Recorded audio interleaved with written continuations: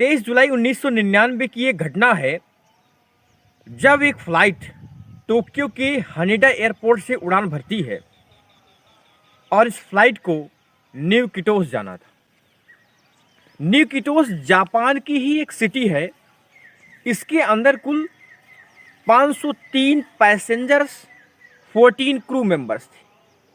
ये जो प्लेन था, इसके अंदर इतने 517 कुल पैसेंजर्स थे, क्रू मेंबर्स को मिला करके।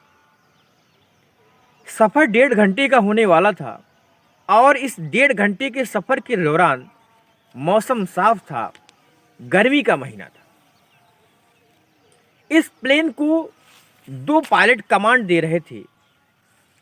एक पायलट जिनका नाम है नायुकी नागाशिमा, इस प्लेन के सीनियर और एक्सपीरियंस पायलट थे। इनकी उम्र 51 साल थी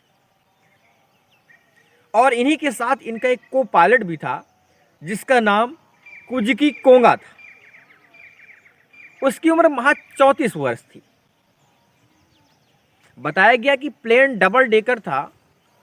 नीचे की ओर इकोनॉमिक क्लास और ऊपर की ओर प्रीमियम क्लास थी।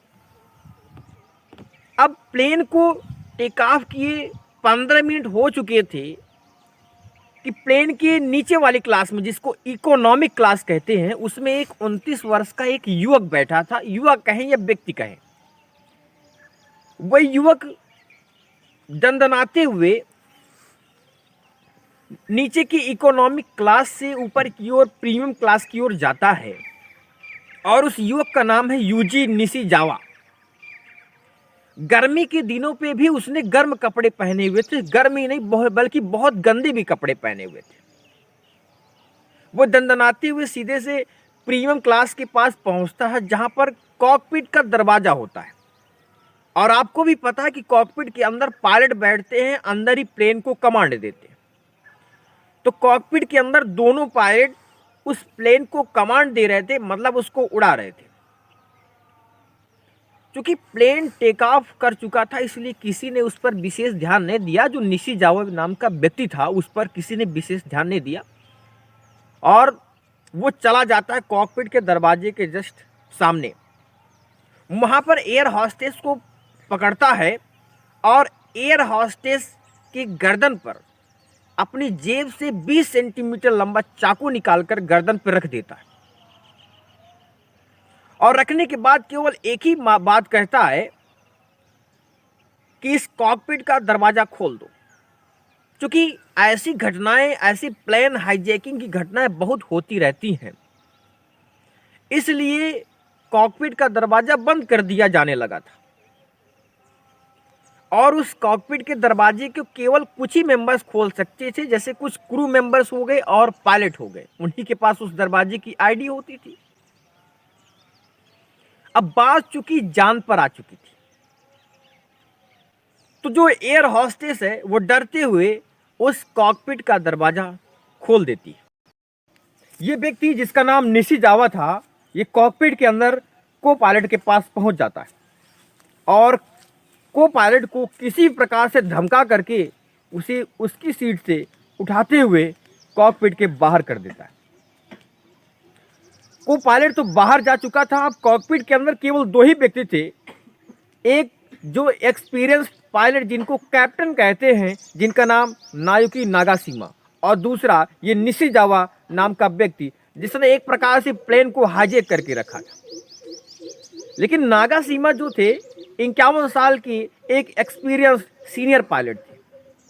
उन्होंने उसी समय इमरजेंसी बटन दबा करके एटीसी को बिल्कुल खबर कर दिया कि हमारा प्लेन हाईजैक हो चुका है।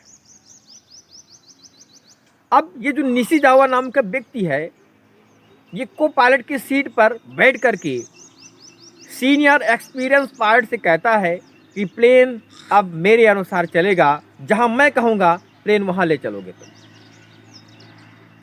अब चूंकि घटना ही कुछ ऐसी थी और निशिजावा नाम का व्यक्ति उस प्लेन को यूएस मिलिट्री एयरबेस पर लैंड कराने के लिए कहता है कि इस प्लेन को यूएस मिलिट्री एयरबेस पर लैंड कराओ। यूएस मिलिट्री एयरबेस उस समय जापान पर ही था, आज भी जापान पर है, क्योंकि यूएस मिलिट्री एयरबेस का काम है जापान की सुरक्षा देना, जापान को सुरक्षित रखना। अब जब ये व्यक्ति कहता है कि इसको यूएस मिलिट्री एयरबेस पर लैंड कराओ, तो पायलट का क्या कहना होता है? पायलट कहते हैं कि ये हमारा पैसेंजर प्लेन है और वो यूएस मिलिट्री एयरबेस है, क्या पता हमें वहां पर लैंड कराने की अनुमति ना दी जाए। और उन्हें संदेह होने पर वे हमारे प्लेन को उड़ा भी सकते हैं, लेकिन वह उनकी कोई बात नहीं समझता है, पायलट की कोई बात ही नहीं समझता है। तो पायलट जब एटीसी से संपर्क करता है तो काफ़ी मशक्क़त के बाद प्लेन को यूएस मिलिट्री एयरबेस की ओर मोड़ दिया जाता है। लेकिन कुछ समय के बाद पायलट को कुछ ऐसा लगता है कि क्या पता इसका कोई सुसाइडल मिशन हो, इसकी कुछ अलग मंशाएं हों, तो वह इसकी बात मानना ही बंद कर देता है। और बात ना मानने का एक और कारण था, पायलट को कुछ ऐसा भी लगा कि ये मुझे नहीं मारेगा, क्योंकि ये तो प्लेन के अंदर है, अगर ये मुझे मार देगा और प्लेन अगर क्रैश हो गया तो ये भी मारा जाएगा। काफ़ी देर उनकी वार्तालाप होती रही, लेकिन पायलट ने उनकी बिल्कुल भी बात नहीं सुनी। जब पायलट उसकी बात नहीं मानता है तो निशिजावा नाम का व्यक्ति गर्दन पर रखी चाकू की नोक से गर्दन पर अचानक प्रहार कर देता है। वह गर्दन पर कई बार प्रहार करता है, इतनी बार प्रहार करता है कि 51 साल के पायलट नागासीमा की 90% गर्दन कट चुकी थी और वे खून से लथपथ हो चुके थे। लेकिन इत्तेफाक की बात यह थी कि प्लेन ऑटो मोड पर था। इसके बाद यह व्यक्ति काफ़ी प्रहार करने के पश्चात को पायलट की सीट पर बैठ जाता है और प्लेन को कंट्रोल करने की पूरी कोशिश करता है, जैसा कि इसने उस प्लेन को एक खिलौना समझ के रखा था। बाहर को पायलट और क्रू मेंबर्स घबराए हुए थे कि अंदर हो तो हो क्या रहा है, लेकिन पायलट तो रहे नहीं, लेकिन बाहर वालों को क्या पता। तो कंट्रोल पूरी तरह से खत्म हो चुका था, प्लेन हिलने डुलने लगा था। जैसे ही प्लेन हिलने डुलने लगता है तो को पायलट को आभास हो जाता है और कि प्लेन में कुछ ना कुछ गड़बड़ी हो चुकी है, अंदर कुछ ना कुछ गड़बड़ी है। क्योंकि वहाँ पर 14 बच्चे भी थे और वयस्क बुजुर्ग लोग भी बैठे हुए थे। बच्चों की घबराहट को कम करने के लिए बच्चों के सामने जो सीटों में स्क्रीन लगी हुई थी वहाँ पे कार्टून लगा दिए, ताकि बच्चे उसमें उलझ जाएं और प्लेन के हिलने डुलने को बिल्कुल भी नज़रअंदाज कर दें। लेकिन बड़ों को कौन समझाए, जिनकी एज काफ़ी थी वो डरे हुए थे। अब हाथ में हाथ रख करके बैठने का समय बिल्कुल भी नहीं था। तो को पायलट काफ़ी हट्टे कट्टे मसल्स लोगों को टाई बेल्ट के साथ तैयार करते हैं और दरवाजे को तोड़ने की प्लानिंग बनाई जाती है। काफ़ी मशक्क़त की जाती है, क्योंकि प्लेन का दरवाज़ा, कॉकपिट का जो अंदर का दरवाज़ा था काफ़ी मजबूत था और काफ़ी मशक्क़त की जाती है। तो काफ़ी देर के पश्चात उस प्लेन का दरवाज़ा टूट जाता है। जब लोग अंदर पहुंचते हैं, को पायलट अंदर पहुंचते हैं,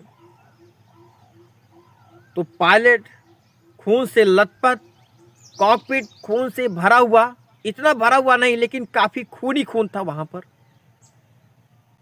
और जो निशिजावा नाम का व्यक्ति है वो को पायलट की सीट पर बैठ कर के प्लेन को संभालने की कोशिश कर रहा, उसको उड़ाने की कोशिश कर रहा था। लेकिन प्लेन तो काफ़ी तेज़ी से नीचे की ओर आ रहा था और कभी भी क्रैश हो सकता। लेकिन काफ़ी मशक्क़त के बाद उस नौजवान के हाथ से चाकू छीन लिया गया, बेल्ट और टाई से बांध लिया गया उसको और एक तरफ ले जाया गया। जब को पायलट फटाफट अपनी सीट पर बैठते हैं तो उन्होंने बताया कि प्लेन पहले 3600 मीटर की ऊंचाई पर उड़ रहा था। प्लेन 3600 मीटर की ऊंचाई से अब 1800 मीटर की ऊंचाई पर आ चुका था। अगर कुछ और देर होती तो शायद प्लेन क्रैश कर सकता था और इतने मासूम लोगों की जान जा सकती थी। तभी को पायलट उस प्लेन को अपनी सूझबूझ से उसकी एक्चुअल हाइट देते हैं और उसको संभाल लेते हैं। जब को पायलट एटीसी से संपर्क करते हैं कि यहाँ पर कुछ ऐसी घटनाएं हो चुकी हैं, पायलट रहे नहीं, हमें इमरजेंसी लैंडिंग की आवश्यकता है, डॉक्टर और एम्बुलेंस की आवश्यकता है, और फ्लाइट को हनेडा एयरपोर्ट पर इमरजेंसी लैंडिंग की इजाज़त मांगी गई।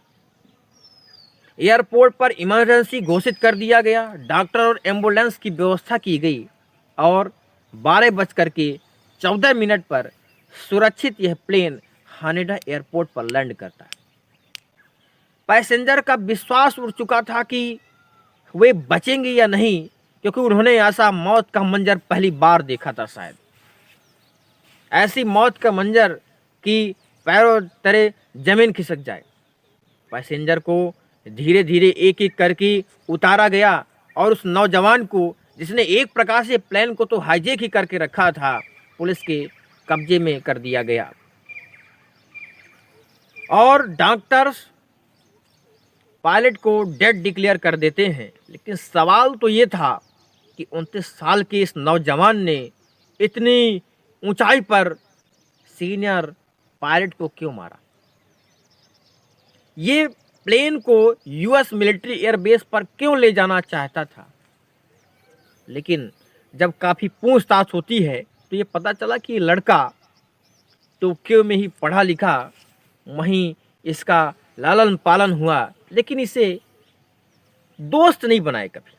हमेशा भीड़ भाड़ से अलग रहा और घर में ही कंप्यूटर गेम खेलने का काफ़ी शौक था, खासकर प्लेन वाला गेम।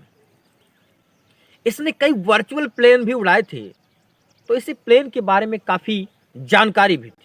इसके पश्चात इसने कई छोटी छोटी यात्राएं शुरू कर दी थी और जब ये एयरपोर्ट पर जाता तो लगेज की तो जांच होती थी, क्योंकि जब कोई व्यक्ति एयरपोर्ट पर जाता तो उसके सामान की जांच होती है, उसके लगेज की जांच होती है। तो ये व्यक्ति जब एयरपोर्ट में जाता था तो इसके लगेज की जांच तो होती थी, लेकिन हैंड बैग की कोई भी जांच नहीं होती थी। इस प्रकार जब हैंड बैग की जब जांच ही नहीं होनी है तो इसने हैंड बैग में कई बार छोटे छोटे चाकू, छोटे छोटे हथियार लेकर के यात्राएं शुरू कर दी। और इसने हानेडा एयरपोर्ट की सिक्योरिटी मैनेजमेंट को एक बार इसने मेल लिखा कि जब भी कोई यात्रा करता है तो उसके लगेज की तो जांच होती है, लेकिन हैंड बैग की कोई जांच नहीं होती। इस प्रकार कोई भी व्यक्ति हैंड बैग में कुछ भी ले जाकर की यात्रा कर सकता है। और इसने भी कई बार ऐसा किया, सिक्योरिटी मैनेजमेंट को बार बार चकमा दे करके हैंड बैग में छोटे छोटे औजार लेकर के यात्रा करता रहा, लेकिन किसी ने इस पर विशेष ध्यान नहीं दिया और इसके मेल पर भी सिक्योरिटी मैनेजमेंट ने कोई खास ध्यान नहीं दिया। यह भी उनकी एक प्रकार की कमी थी। अगर ध्यान भी दिया होता लेकिन उसे किसी भी प्रकार से नज़रअंदाज कर दिया गया। 23 जुलाई 1999 को इसने कई फ्लाइट्स बुक करके रखी थी, उनकी टिकट कटा के रखी थी कि अगर एक फ़्लाइट में मुझे परमिट नहीं दी गई तो मैं दूसरी फ़्लाइट से जाऊंगा, और दूसरी फ़्लाइट में परमिट नहीं दी गई तो तीसरी फ़्लाइट से जाऊंगा। लेकिन बात तो ये थी कि पहली फ़्लाइट के लिए गया और पहली फ़्लाइट में इसे परमिट दे दी जाती यात्रा के लिए। इसने अपने हैंड बैग में 20 सेंटीमीटर लंबा चाकू भी लिया हुआ था। लेकिन अगर सिक्योरिटी मैनेजमेंट को बात अलर्ट करने की होती तो इस व्यक्ति ने इतनी ऊंचाई पर पायलट को क्यों मार दिया। लेकिन इसका इंटेंशन सिक्योरिटी को अलर्ट करना बिल्कुल भी नहीं था। तो काफ़ी पूछताछ के बाद पता लगा कि मेरा ड्रीम था इस प्लेन को मैं खुद उड़ा करके रेनबो ब्रिज के नीचे से उड़ा करके ले जाऊं। मतलब एक प्रकार का स्टंट करना चाहता था, जो कि पॉसिबल नहीं था। क्या इतने बड़े प्लेन को एक ब्रिज के नीचे से ले जाकर के उड़ाया जा सकता है? संभव ही नहीं है। प्लेन क्रैश कर सकता है।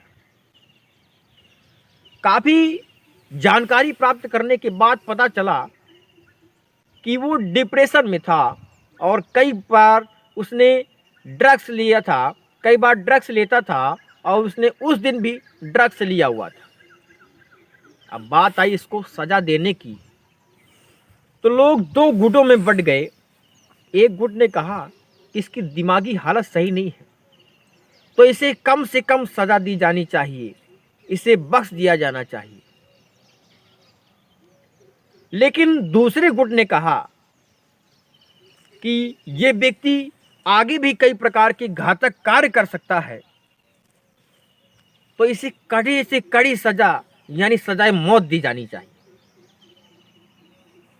लेकिन काफी वार्तालाप, काफी बहस के बाद इस व्यक्ति को आजीवन कारावास की सजा सुनाई जाती है। जब तक ये जिंदा रहेगा हमेशा जेल में रहेगा, और आज भी ये व्यक्ति जेल में है। तो नमस्कार, इस कहानी में इतना ही।